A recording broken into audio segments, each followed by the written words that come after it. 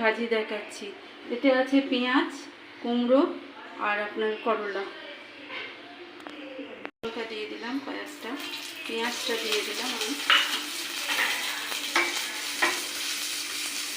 পেঁয়াজটা ভালো করে ভেজে নেব।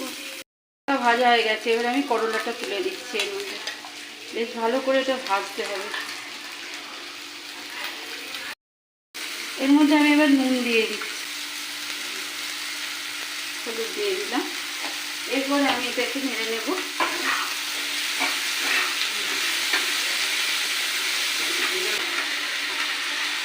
দিয়ে এগুলো একসাথে ভাজবো। একটু সামান্য আমি মিষ্টি দিয়ে দিলাম, এতে কুমড়ো পুড়েছে তো একটু মিষ্টি দিয়ে দিলাম। দেখছেন ভাজা হয়েই এসেছে আমার, আর একটু ভেজে নেব। ভাজলে গরম ভাতের সাথে খুব ভালো লাগবে, খেয়ে দেখবেন সব।